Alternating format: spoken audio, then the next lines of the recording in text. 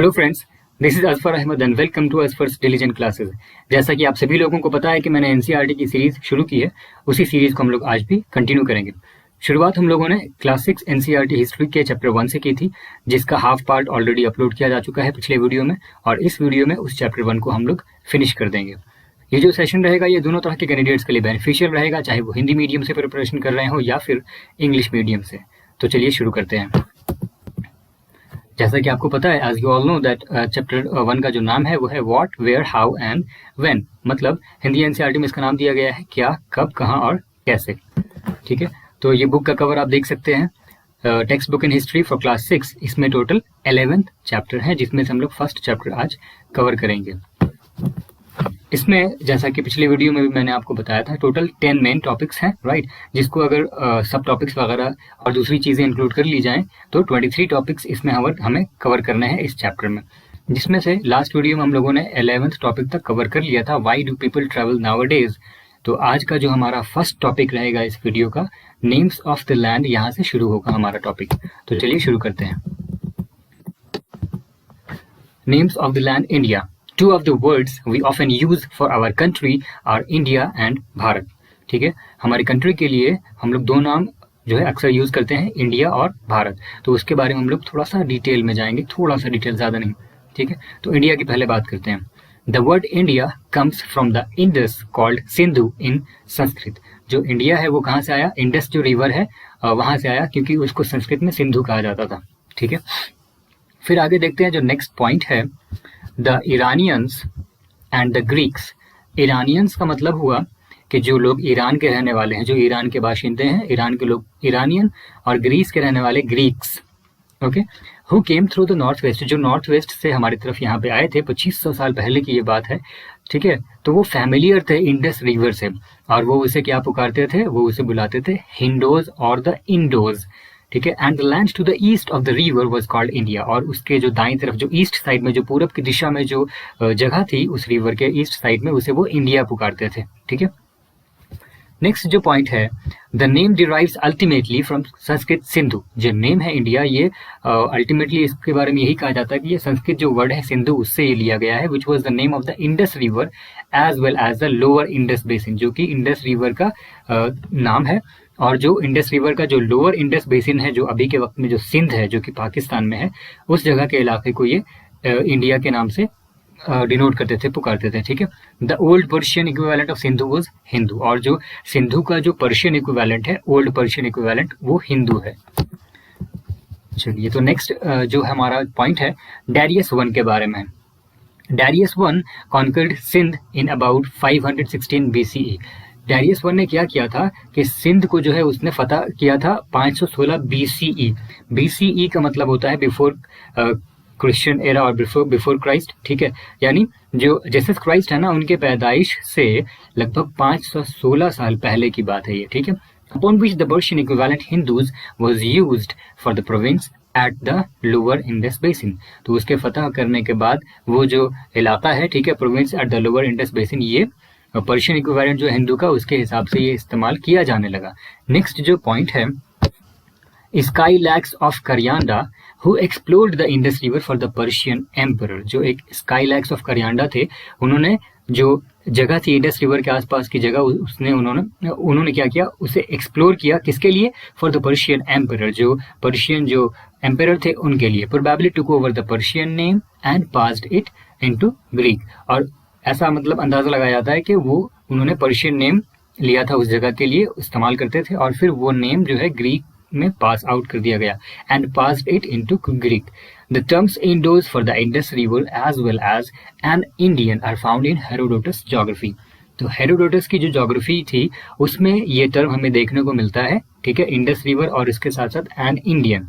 Herodotus also generalized the term Indian from the people of lower Indus basin to all the people living to the east of Persia, even though he had no knowledge of the geography of the land.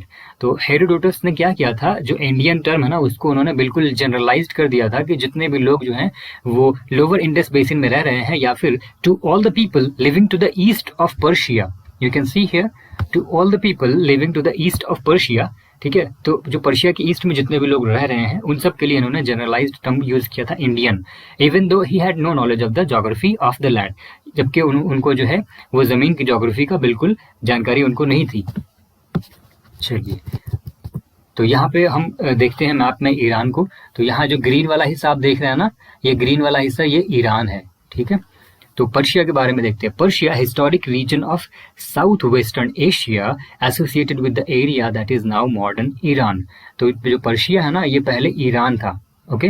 Historic region of south western Asia associated with the area, ये उस area से associated था जो अभी modern Iran है। The term Persia was used for centuries and originated from a region of southern Iran formerly known as Persis। तो southern Iran में एक जगह थी पर्सिस, वहां से जो है इसका नाम पर्शिया का ओरिजिन हुआ, ये ऐसा माना जाता है। और जो पर्शिया जो टर्म है ना, ये सेंचुरीज तक इस्तेमाल होता रहा, यानी कई सदियों तक इस्तेमाल होता रहा। अब बात आती है ईरान की। तो ईरान के बारे में देखते हैं। Officially, the Islamic Republic of Iran and also called Persia is a country in Western Asia। ईरान जो है वो उसका ऑफिशियली उसका नाम है officially the Islamic Republic of Iran, और पर्शिया भी लोग कहते हैं उसको। ये एक कंट्री है वेस्टर्न एशिया में। It is bordered by Iraq and Turkey to the west. अगर वेस्ट की तरफ बात करें तो ये किन किन स्टेट से, किन किन कंट्री से घिरा हुआ है, इराक और तुर्की से।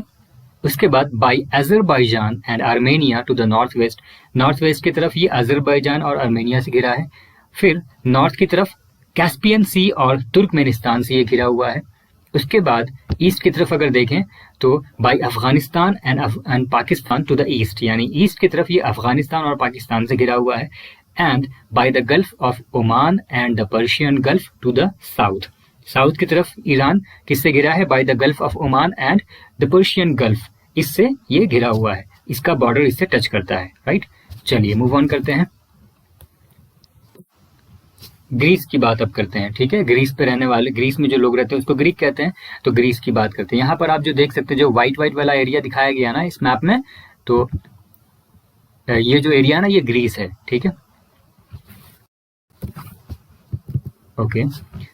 Greece officially the Hellenic Republic is a country in south east Europe. ये एक कंट्री है, ठीक है। हेलेनिक रिपब्लिक इसका ऑफिशियल नेम है।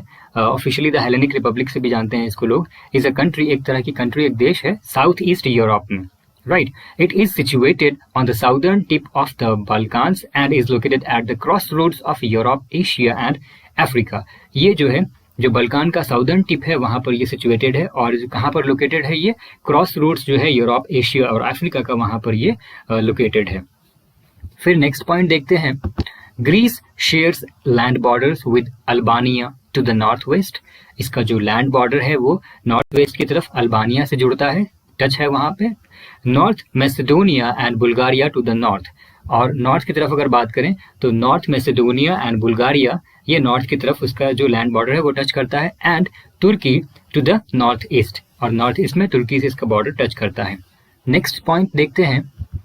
The Aegean sea lies to the west of the mainland, the Ionian sea to the west and the C of Crete and the Mediterranean Sea to the south. Greece has the longest coastline of the Mediterranean basin featuring thousands of islands. तो यहाँ पर ये बताया जा रहा है जो Aegean सी है वो मेन लैंड के ईस्ट में है, जैसे यहाँ पर आप देख सकते हैं मैप में, इस जगह पे एजियन सी दिखाई दे रहा है, राइट। थोड़ा मैं इसको बड़ा कर दूं, I hope now it is clear. Aegean sea, ठीक है, 1 सेकेंड, ओके। तो ये मेन लैंड के ईस्ट में है और लोनियन सी ये वेस्ट में है। उसके बाद and the C of Crete and the Mediterranean Sea to the south. तो ये जो है ना साउथ की तरफ सी ऑफ क्रीट और मेडिटेरेनियन सी है।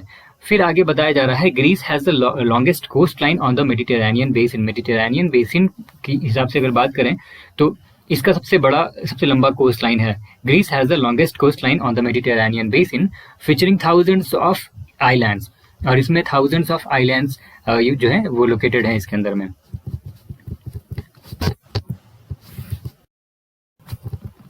चलिए अब हम लोग जो सेकेंड वर्ड यूज करते हैं अपने कंट्री के लिए, विच इज भारत, उसके बारे में थोड़ी जानकारी हासिल करने की कोशिश करते हैं। नेम्स ऑफ द लैंड, यहाँ पर भारत की बात होगी। The name Bharat was used for a group of people who lived in the north waste and who are mentioned in the Rig Veda, the earliest composition in Sanskrit, dated to about 3500 years ago. Later it was used for the country. तो यहाँ पर ये बताया जा रहा है कि जो भारत नाम है ना, ये एक ग्रुप जो है लोगों का उसके लिए इस्तेमाल होता था जो कि नॉर्थ वेस्ट में रहते थे, ठीक है, जिसका जो जिक्र है जिनके बारे में जो जिक्र है वो ऋग्वेद जो है उसमें किया गया है। आपको पता है कि 4 वेद है, ऋग्वेद, यजुर्वेद, सामवेद, अथर्ववेद। तो उसमें से जो ऋग्वेद है जो सबसे अर्लीस्ट कंपोजिशन माना जाता है संस्कृत में, तकरीबन 3500 साल पहले, तो उसमें इसका जिक्र है। बाद में इसको जो है कंट्री की तरह इस्तेमाल किया गया। Bharat was selected as an alternative name of India in 1950। तो ये वर्ड का जो सिलेक्शन किया गया अल्टरनेटिव नेम के तौर पे कि इंडिया की जगह पर इसको इस्तेमाल किया जा सकता है। तो ईयर याद रखें आप, आपके लिए अच्छा रहेगा, 1950 में, ठीक है।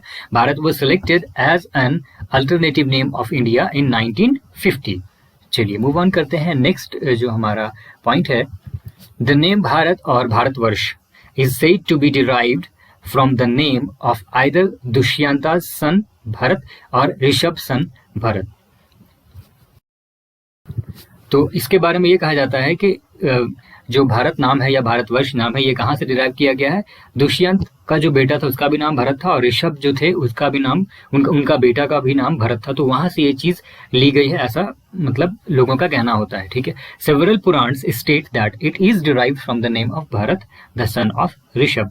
कुछ पुराण्स ऐसे हैं, कई पुराण्स ऐसे हैं जो ये मेंशन करते हैं कि ये कहाँ से डिराइव किया गया है, कहाँ से लिया गया है। जो ऋषभ का बेटा था भरत, वहां से ये नाम लिया गया है। हाउएवर, फिर भी सम पुराणिक passages state that it is derived from Bharat, which was another name for Rishabh's ancestor Manu। फिर भी क्या होता है कि कुछ ऐसे पुराणिक जो पैसेजेस हैं उसमें ये मेंशन किया गया है कि ये भारत जो कहाँ से डिराइव किया गया है, जो एक ऋषभ के एंसेस्टर थे मनु, वहां से ये चीज ली गई है। तो ये इंफॉर्मेशन जो है वो छोटे छोटे हिस्सों में अवेलेबल है। Some other Puranic passages refer to the Bharat people who are described as the descendants of Dushyant son Bharat in the Mahabharata. कुछ जो है दूसरी जगह पे पुराणिक पैसेजेस में ये रेफर किया गया है भारत पीपल के बारे में कि जो डिसेंडेंट्स थे दुष्यंत के, जो बेटे थे भरत, जो महाभारत में थे, उनका जो डिसेंडेंट्स शुरू हुआ उसको लोग भारत कहते थे, और फिर ऐसा कहते कहते कंट्री के तौर पे इसका इस्तेमाल होने लगा, ठीक है। तो ये टॉपिक हमारा फिनिश होता है। नेक्स्ट टॉपिक देखते हैं, finding out about the past. There are several ways of finding out about the past. तो जब पास्ट को जानने की बात आती है तो कई सारे रास्ते हैं, कई सारे वेज हैं, तरीके हैं जिसका हम लोग इस्तेमाल कर करके पास्ट के बारे में जानकारी हासिल कर सकते हैं। तो यहाँ पर मैंने लिस्टिंग कर दिया है चारों पॉइंट का, जिसके बारे में हम लोग आने वाले जो है पेजेस में डिस्कशन करेंगे। तो पहला है मैन्युस्क्रिप्ट्स, इसके बारे में हम लोग देखेंगे, फिर इंस्क्रिप्शंस, फिर आर्कियोलॉजिस्ट, फिर हिस्टोरियंस। तो एक एक करके शुरू करते हैं। जो फर्स्ट टॉपिक रहेगा इसके अंदर वो है मैन्युस्क्रिप्ट्स। चलिए इसे देखते हैं। There are several ways of finding out about the past. One is to search for and read books that were written long ago. These are called manuscripts because they were written by hand. This comes from the Latin word manu, meaning hand. जो manuscript है, तो manuscripts का अगर आप मतलब समझे, literally meaning देखिए तो स्क्रिप्ट का तो मतलब हो गया रिटन, राइटिंग से रिलेटेड, और मनु मतलब हैंड। तो हैंड रिटन जो स्क्रिप्ट है वो मैन्युस्क्रिप्ट्स के तौर पे उसको लोग जानते हैं। तो यहाँ ये बताया जा रहा फर्स्ट पॉइंट में कि कई सारे वेज हैं जिससे हम लोग पास्ट के बारे में पता कर सकते हैं। पहला यहाँ पर जो बताया गया है वो है one is to search for and read books that were written long ago, यानी उस किताब को खोजें और पढ़ें जो बहुत सालों पहले जो लिखी गई थी। These are called manuscripts. इसको हम लोग मैन्युस्क्रिप्ट्स कहते हैं because they were written by hand, क्योंकि इनको जो लिखा गया था वो हाथ से लिखा गया था, अभी की जैसे प्रिंट नहीं हुआ था, लिखा गया था हाथ से।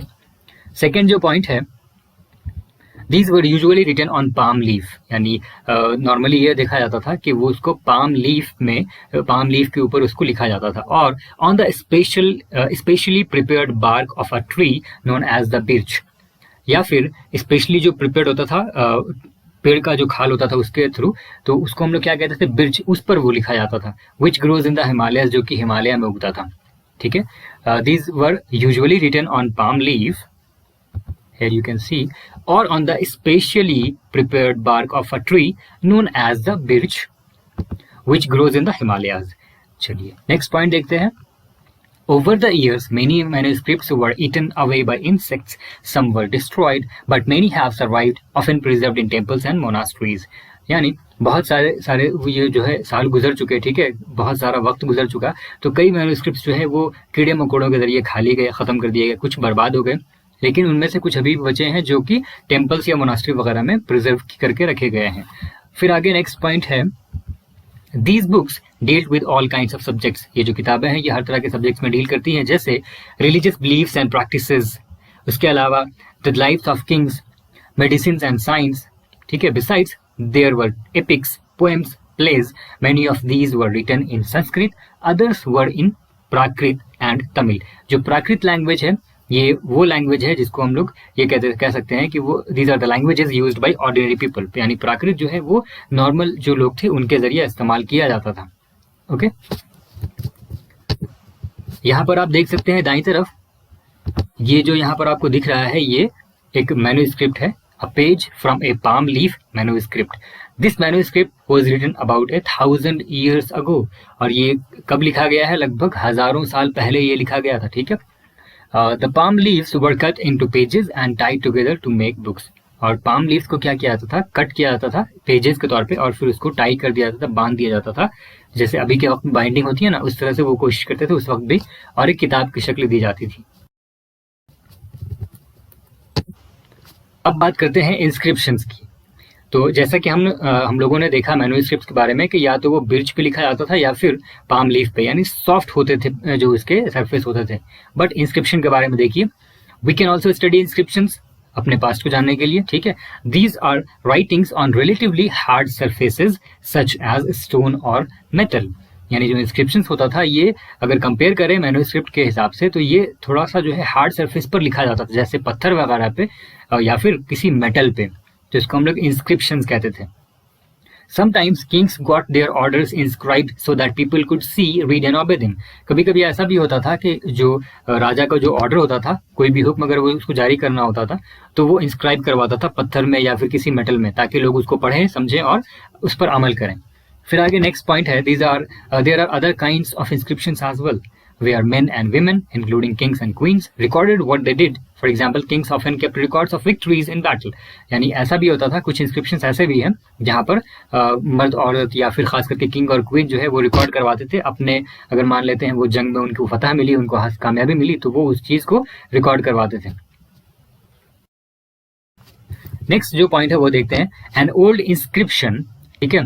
यहाँ पर जो आप देख सकते हैं ये एक ओल्ड इंस्क्रिप्शन है। This inscription dates to about 2250 years, यानी लगभग 2250 साल पुराना ये इंस्क्रिप्शन है जो आपको यहाँ पर दिख रहा है दाईं साइड में, ठीक है। And was found in Kandahar, present day Afghanistan, यानी ये कंदाहर में मिला था जो कि अभी के वक्त में अफगानिस्तान का इलाका है। It was inscribed on the orders of a ruler named Ashoka, यानी जो अशोक जो थे, जो रूलर थे, उनके ऑर्डर पे ये जो है इंस्क्राइब किया गया था।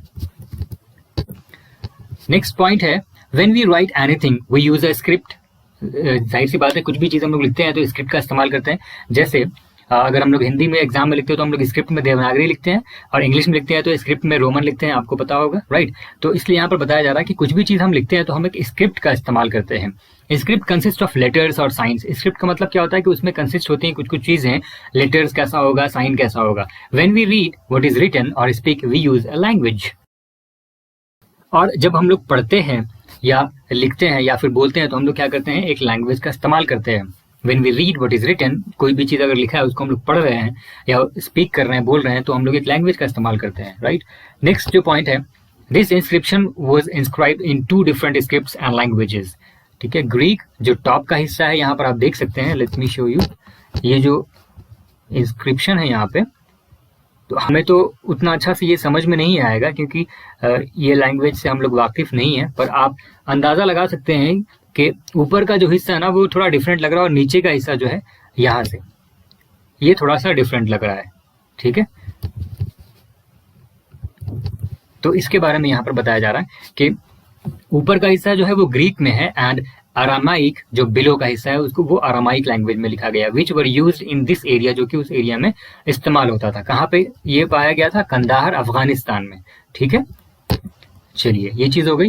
नेक्स्ट जो थर्ड पॉइंट था हमारा इसके अंदर में वो था आर्कियोलॉजिस्ट से रिलेटेड, फिर हम लोग हिस्टोरियंस के बारे में पढ़ेंगे। तो आर्कियोलॉजिस्ट का मतलब क्या होता है, ये एक तरह का प्रोफेशन है, right. There were many other things that were made and used in the past, those who study these objects are called archaeologist. ठीक है, बहुत सारी चीजें ऐसी हैं जो पास्ट में इस्तेमाल की गई, पास्ट में बनी, पास्ट में इस्तेमाल की गई। तो जो भी लोग उस तरह के ऑब्जेक्ट का स्टडी करते हैं उनको हम लोग क्या कहते हैं, archaeologist. They study the remains of buildings made of stone and brick, paintings and sculpture।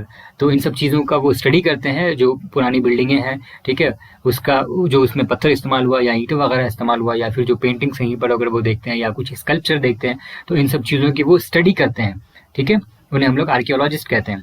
फिर उनके बारे में और बताया जा रहा है, थर्ड पॉइंट यहाँ पर जो है, they also explore and excavate, dig under the surface of the earth to find tools, weapons, pots, pans, ornaments and coins. ये और भी चीजें एक्सप्लोर करते हैं और एक्सकैवेट करते हैं। एक्सकैवेट का मतलब हो गया कि जो सरफेस है ना अर्थ का, जो जमीन का जो सरफेस है उसकी खुदाई करना, dig under the surface of the earth. ठीक है, ताकि वो कुछ टूल्स वगैरह उनको मिले, वेपन्स मिले, कुछ बर्तन वगैरह मिले, ठीक है, ताकि वो अंदाजा लगा सकें कि पहले के लोग क्या इस्तेमाल करते थे, कैसे रहते थे, इन सब वजह से। Some of these objects may be made of stone, उनमें से कुछ जो ऑब्जेक्ट्स ऐसे होते थे जो स्टोन से बने होते थे, कुछ ऐसे होते थे जो हड्डी से बने होते थे, ठीक है, और कुछ मिट्टी से बने होते थे, बेक्ड क्ले और मेटल, कुछ मेटल से भी बने होते थे। Objects that are made of hard imperishable substances usually survive for a long time. यानी ऐसे ऑब्जेक्ट, ऐसी चीजें जो हार्ड सरफेस जो हार्ड होती थी या फिर थोड़ा सा अच्छा और मजबूत सब्सटेंस से बनी होती थी, तो वो ज्यादा लंबे वक्त तक सर्वाइव करती थी। Archaeologists also look for bones of animals, birds and fish to find out what people ate in the past। तो आर्कियोलॉजिस्ट क्या करते हैं, बोन्स वगैरह भी देखते हैं, ध्यान रखते हैं उसका कि एनिमल का जो हड्डी मिले या बर्ड्स का या फिश का, ताकि ये उनको पता चल सके कि पहले के लोग क्या खाते थे पास्ट में। Plant remains survive far more rarely. If seeds of grain or pieces of wood have been burned, they survive in a charred form. तो प्लांट जो होते थे वो सर्वाइव करते थे, बहुत रेयरली सर्वाइव करते थे, और उसका जो बीज है, seeds of grain or pieces of would यानी लकड़ी का जो टुकड़ा होता था, ये जल चुका होता था और सर्वाइव किस फॉर्म में करते थे, चार्ड फॉर्म में ये सर्वाइव करते थे। यहाँ पर आप इमेज देख सकते हैं, ये जो घड़ा की तरह दिख रहा है ना, a pot from an old city. Okay, इसके बारे में बताया जा रहा, pots like these were used about 4700 years ago, यानी लगभग 4700 साल पहले इस तरह की चीजें यूज होती थी। अभी भी ये यूज होती है कई जगहों पे। यहाँ पर जो दाईं तरफ आप देख रहे हैं, ये सिक्का का मतलब दोनों साइड है, फर्स्ट और सेकंड, हेड और टेल आप समझ सकते हैं। एंड ओल्ड सिल्वर कॉइन, ये पुराना जो है चांदी का सिक्का है, सिल्वर कॉइन है। इसके बारे में मेंशन किया जा रहा है, coins such as this one were in use from about 2500 years ago. तो इस तरह का जो कॉइन है वो यूज में थे 2500 साल पहले, ठीक है, उस वक्त ये यूज में थे। ओके, फोर्थ पॉइंट देखते हैं अब हिस्टोरियन के बारे में। Historians, that is scholars who study the past, often use the word source to refer to the information found from manuscripts, inscriptions and archaeology. तो हिस्टोरियंस वैसे लोग होते हैं, एक तरह के स्कॉलर होते हैं जो पास्ट का स्टडी करते हैं, और एक वर्ड ये यूज करते हैं जिसका नाम क्या है, सोर्स। इस तरह के वर्ड का ये इस्तेमाल करते हैं। इसका मतलब ये है कि जो भी इनको इन्फॉर्मेशन मिला है मैन्युस्क्रिप्ट से, इंस्क्रिप्शन से या आर्कियोलॉजी से, ठीक है। सेकेंड जो पॉइंट है उसमें मेंशन है, once sources are found, learning about the past becomes an adventure as we reconstruct it bit by bit. यानी एक मरतबा जब सोर्स मिल जाता है तो पास्ट के बारे में जो है जानकारी हासिल करना एक तरह के एडवेंचर की तरह सा होता था, और हम लोग फिर रिकंस्ट्रक्ट करते हैं उसको बिट बाय बिट, यानी एक एक कर करके हम लोग उसको जानना शुरू करते हैं। थर्ड पॉइंट है, so historians and archaeologists are like detectives, यानी स्पाई और डिटेक्टिव से आप वाकिफ हैं, जो जासूस वगैरह होते हैं, तो ये उस तरह का काम करते हैं। Who use all these sources like clues to find out about our past, जो एक क्लू की तरह इन सब चीज़ों का इस्तेमाल करते हैं। जैसे डिटेक्टिव्स क्लू देखते हैं ना कि अच्छा अगर किसी का मर्डर हुआ है या फिर कहीं पर कुछ चीज़ अगर हो गई है तो वो क्लू पकड़ते हैं और फिर उससे वो जो है सॉल्व करते हैं केस को। तो who use all these sources like clues to find out about our past, right. चलिए, तो यहाँ से हमारा न्यू टॉपिक शुरू होता है, one past or many. Did you notice the title of this book, our past ठीक है। हमारा जो कवर है इस बुक का क्लासिक्स एनसीईआरटी का, तो उसमें आपने देखा होगा अवर पास्ट -1 लिखा है।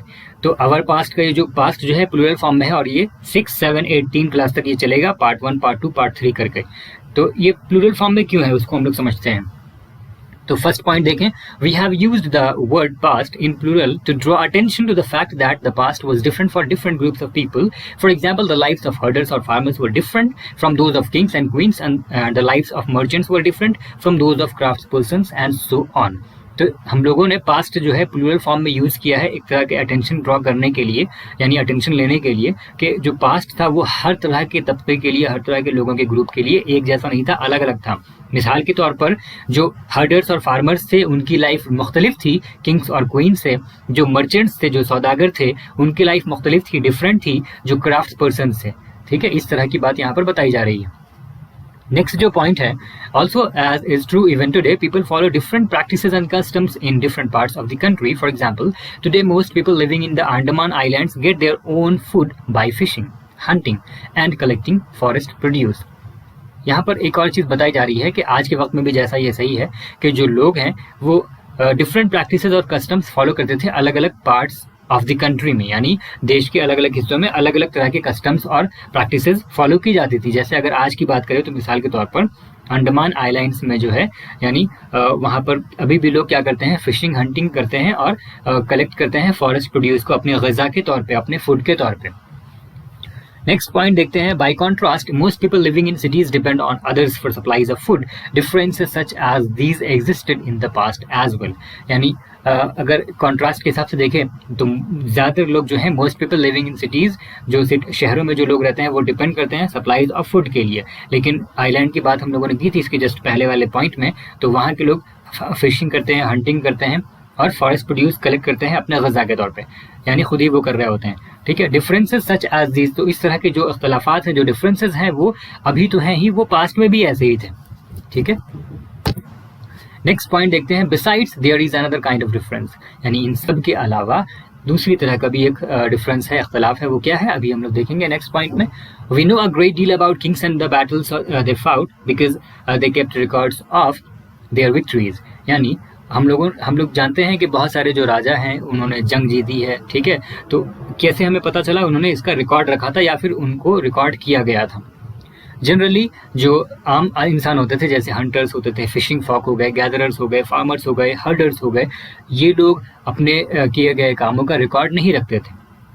While archaeology help us to find out about their lives, there is much that remains unknown. जबकि आर्कियोलॉजी जो है, आर्कियोलॉजिस्ट जो है, उससे हमें पता चलती है उनके ज़िंदगी के बारे में, लेकिन अभी भी उनके बारे में काफ़ी सारी चीज़ें ऐसी हैं जो हमें मालूम नहीं है। ठीक है, okay. What do dates mean? जो डेट हम लोग यूज़ करते हैं उसका मतलब क्या है। अगर कोई आपसे डेट पूछता है तो आप ऐसा मतलब मुमकिन है कि आप उसको डे बताएं, मंथ बताएं, ईयर बताएं, जैसे 2000 और इस तरह से दूसरी डेट भी आप बताएंगे। लेकिन बात यह है कि जो हम लोग यूज़ करते हैं 2000, ये किस बेसिस पर यूज़ करते हैं। These years are counted from the date generally assigned to the birth of Jesus Christ, the founder of Christianity. यानी जो क्रिश्चियनिटी रिलीजन है उसके जो फाउंडर थे जीसस क्राइस्ट, तो उनके बर्थ के बाद से ये डेट काउंट हो रहा है। So 2000 means 2000 years after the birth of Christ. All dates before the birth of Christ are counted backwards and usually have the letters B, C, that means before Christ, added on.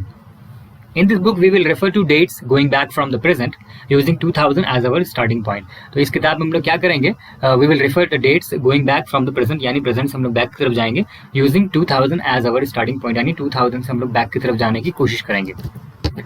Letters with dates. BC we have seen stands for before Christ, यानी BC अगर किसी year के साथ लिखा गया है तो उसको हम लोग बोलेंगे, जैसे 2000 और BC लिखा जाता है, मीन्स 2000 बिफोर क्राइस्ट, यानी क्रिस्ट के जो पैदाइश है जीसस क्राइस्ट, उनके पैदाइश से 2000 साल पहले। ठीक है, फिर आपने कहीं पर AD भी देखा होगा, नाम जो डेट्स है उसके पहले। AD का मतलब होता है एनो डोमिनी, ये एक लैटिन वर्ड्स है जिसका मतलब होता है in the year of the lord, that is Christ. So 2012 can also be written as AD 2012। Sometimes कभी कभी ऐसा भी होता है कि CE यूज किया जाता है AD के जगह पे। CE means Christian common era, AD यानी एनो डोमिनी, तो एनो डोमिनी की जगह पे CE का भी इस्तेमाल होता है। और BCE का इस्तेमाल होता है BC की जगह पे। BCE का मतलब बिफोर कॉमन एरा, और BC यानी बिफोर क्राइस्ट। तो इसके बारे में यहाँ पर बताया गया। We use these terms because the Christian era is now used in most countries of the world. In India we began using this form of dating from about 200 years ago. और India की बात हम लोग करें, पहले तो ये आप समझ लें कि ये जो हम लोग यूज़ करते हैं क्रिश्चियन एरा का, इसलिए क्योंकि मैक्सिमम जो कंट्रीज़ हैं वर्ल्ड की वो इसको फॉलो करती हैं, इसलिए हम लोग भी यूज़ करते हैं। और इंडिया में इसकी शुरुआत कब से हुई?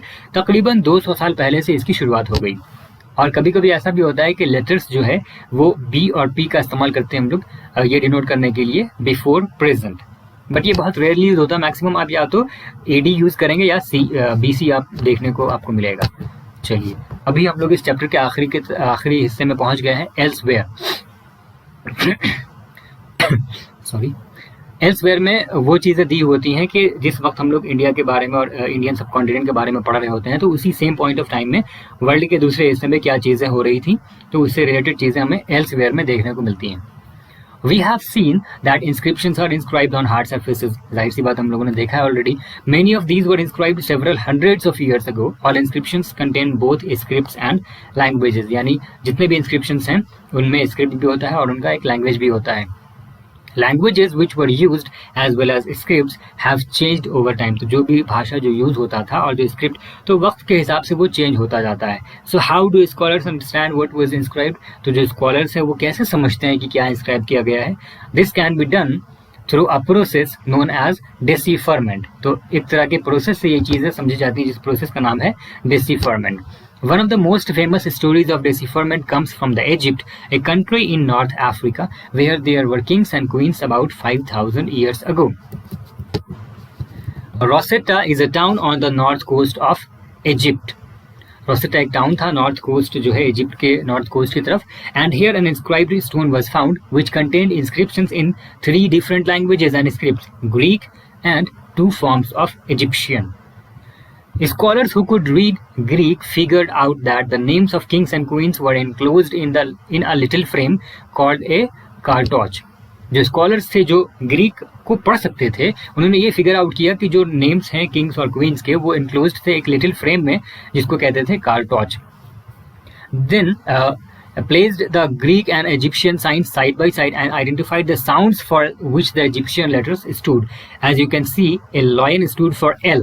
Let me show you. यहाँ पर आप देख सकते हैं कि यहाँ पर शेर बना हुआ और उसके नीचे L लिखा है, ठीक है। तो इसलिए यहाँ पर बताया जा रहा है कि as you can see, a lion stood for L, यानी जो शेर को अगर आपको डिनोट करना है तो L वहाँ पर मेंशन है, and a bird for A. L के लिए lion and a bird for A. Once they knew what the letters stood for, they could read other inscriptions as well. यानी अगर उनको फिर ये चीज़ समझ में आने लगती, वो जान जाते थे, तो फिर अगर उनको ये पता चल जाता था कि किस लेटर के लिए वो क्या चीज़ इस्तेमाल कर रहे हैं, तब फिर वो they could read other inscriptions as well. तो दूसरे इंस्क्रिप्शंस को वो रीड कर पाते थे। यहाँ पर आप देख सकते हैं कॉमन यहाँ पर, हाँ, लॉयन के लिए L है। इसके अलावा यहाँ पर देखें ये एक तरह से एक वेपन की तरह दिख रहा है आपको, तो उसके नीचे I है, तो यहाँ पर भी सेम चीज़ यूज़ किया गया है, ठीक है। इस तरह से वो स्टडी करते थे। तो इस तरह से चैप्टर ये फिनिश होता है। ये चैप्टर 1 2 हिस्सों में अपलोड किया गया है। ऑलरेडी इसका आधा हिस्सा अपलोड किया जा चुका है और ये इस वीडियो से ये चैप्टर पूरा फिनिश हो गया। मिलते हैं फिर नेक्स्ट वीडियो में, ठीक है, class 6 NCERT history chapter number 2 के साथ। तब तक आप अपना ध्यान रखें, अपनी फैमिली का ध्यान रखें और खूब अच्छे से मन लगा करके पढ़ाई करें। बाय बाय, थैंक यू, जय हिंद।